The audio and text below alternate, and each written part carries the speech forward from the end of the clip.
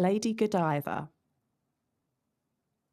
A long time ago in a small town in England, a tall man called Leo, who happened to be the mayor, made a silly mistake.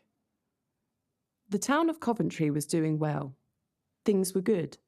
But Leo had an idea to build a new clock tower in the town square, as well as some new roads and a few other bits and bobs.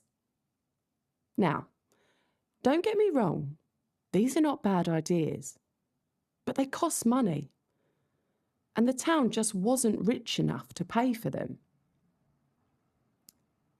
But Leo had an idea. He would make a new tax so that the working people of the town and nearby villages would pay something, and altogether this money would be enough to get all this work done. The thing is, Leo could do it because he was the mayor. But the mayor's wife, Blythe, Ledy Godiva to you and me, didn't like her husband's idea one bit. So Leo, let me get this straight. You want the people to pay money they don't have so you can make changes that they don't need? Well, said her husband, these would make things a bit easier for them. Don't you agree? A clock tower in the town square, said Ledy Godiva, with a frown. Are you kidding me? But this clock will be up there for all to see, argued Leo. I should hope so. What is the point of a clock you can't see? But there will be a bell too, so all the people of Coventry will hear the chimes. Yes, I know how clocks work, dear, said Ledy Godiva. I'm not a complete fool. But who asked for this clock and the new roads? Well, no one, said Leo, frowning. So why are you doing it? Leo sighed and put his face in his hands. Well, he said at last, the town could also use a new town hall, plus the bridge over the river has wobbly cobbles. Ledy Godiva couldn't believe her ears. Wobbly cobbles, she said in disbelief. If I didn't know you better, I'd think you hadn't thought this through. Leo was getting a little bit cross. Blythe, my darling. Don't you my darling me, Leo. You should not make the people pay for your foolish fancies. Foolish? Excuse me, said Leo, but may I remind you that I am the mayor and this is my decision. Well, this made Ledy Godiva furious. And may I remind you who you are speaking to, she said, storming out of the room, only to return a few minutes later with a glint in her eye. If you do this, she said matter-of-factly, then I shall take all my clothes off and ride through the town. Blythe, now why on earth would you do that? Said Leo.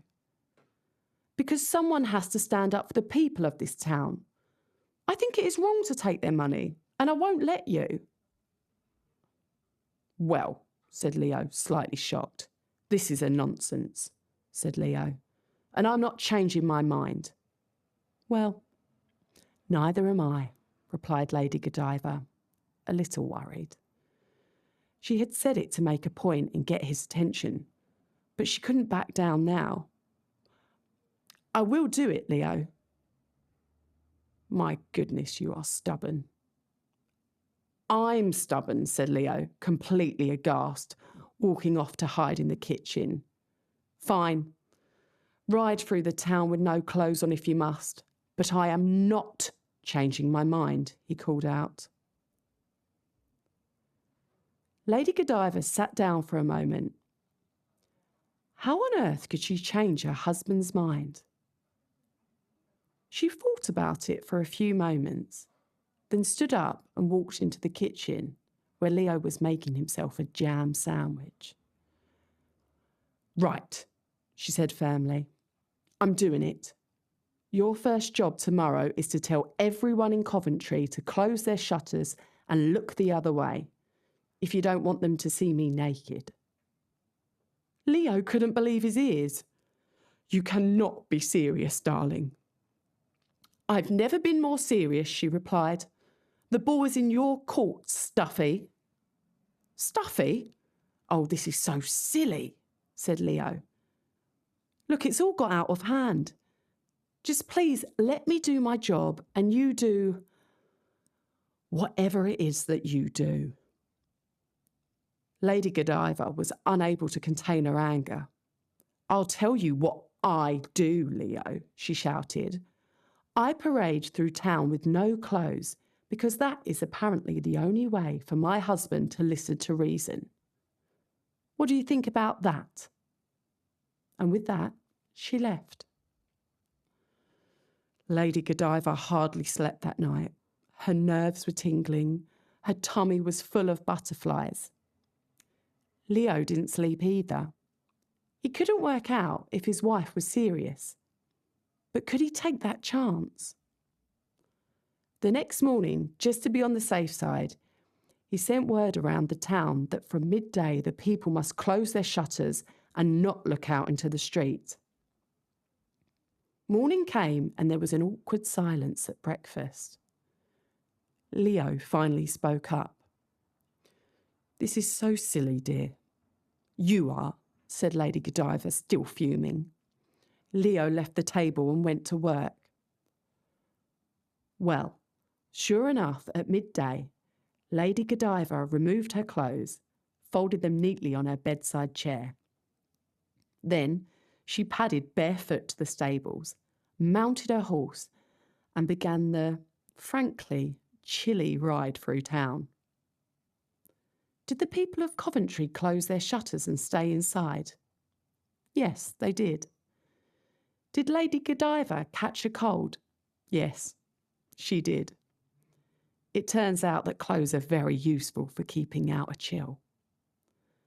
But did the mayor take money from the people of the town to build his clock tower? No, he did not. The people of Coventry were forever grateful for Lady Godiva for standing up for what she believed in. Many brought soups and gifts for her as she shivered in bed with a chill and a head cold. But if anyone asked her whether it had been worth it, she would say yes. Because standing up for what you believe in is always important, even if you do end up catching a nasty case of the sniffles. The end.